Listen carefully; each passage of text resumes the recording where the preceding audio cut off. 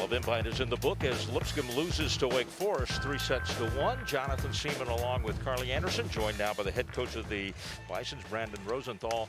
And coach, it's great teams coming in here, tough play, and today in this final set though, they just got a big run on you there at the end. Yeah, I mean, again, you know, with the lead that we had, we've got to do a better job of not just protecting it. I thought we got way too tentative, and we just did some very uncharacteristic things. I thought we played not to lose instead of playing to win, and unfortunately, that's not something we preach or talk about, and so it's a little frustrating and disappointed, but, you know, again, that's some of the lessons that we got to learn as a young team, and yeah, I mean, we'll go back to work, you know. I truly believe these are the things that will make us better at the end.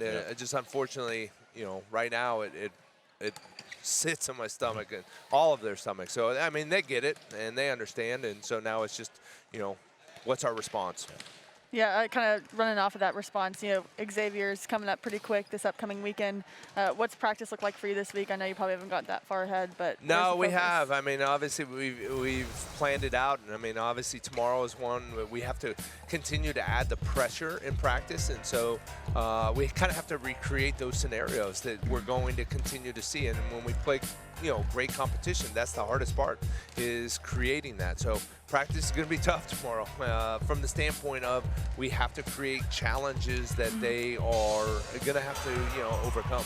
Well, this type of tournament or way you brought in great competition for these games. We did, and I mean, I think that's, you know, obviously right now going 0-3 on the weekend, you know, it doesn't feel fantastic, but, you know, this is where we want to be, and these are who we got to play. You know, I'm a firm believer in challenging yourself and putting yourself out there instead of, you know, just creating a schedule that is empty. And when I mean by empty, I just mean that we know who we are and we know where we want to go. So we have to, you know, if we want to beat these teams, we got to beat these teams, and the only way to beat them is to play them. And so we can't sit in the office and talk and recruiting and things like that about, you know, hey, this is where we want to do. We've got to play it. And so I love our schedule. I wouldn't change it. You know, we've recruited girls that want that challenge.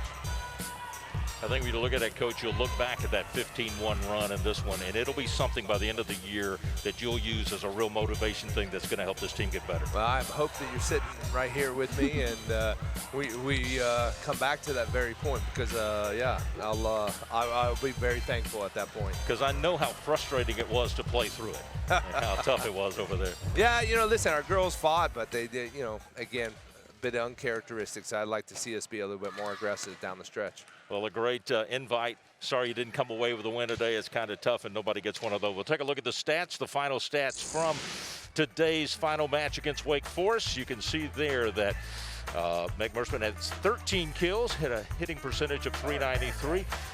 Malloy for Wake, 13 kills and a hitting percentage of .303. And Delaney Dilford had 43 assists. Coach, you look at this stat too. You had a total of 10 service aces in this game. In this match, rather, and you had 6 of those in the first set. Yeah. Yeah. I think our serve got away from us, especially in 2 and 3. I really like what we were doing in 4. You know, it's got to continue to be a weapon, and you know, I liked what we did on the weekend as far as serve. It will just, you know, it's just continuing to put the pressure on the other team. Let's get ready to go play again. You'll do that when you go to Cincinnati. You'll be taking on Xavier, then a chance for either Louisville coming up in one of the games or Purdue, and then back for the Battle of the Boulevard. They'll take on Belmont on September the 14th here in Allen Arena. So for Carly Anderson and for the coach, I'm Jonathan Seaman saying you can keep up with everything Lipscomb Volleyball at LipscombSports.com.